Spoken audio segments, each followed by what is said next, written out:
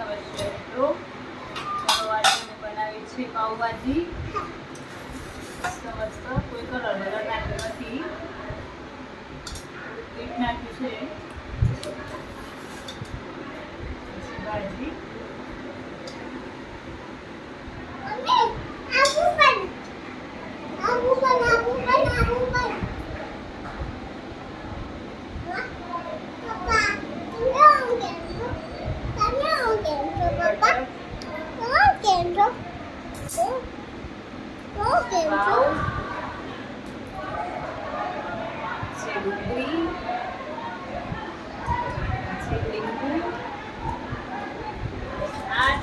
મારા માટે જ્વારી ચોખાની ભાખરી. હું ખાતી નથી પાવ, મને એસિડિટી થાય છે. કોઈ દવા હોય તો કમેન્ટ કરજો.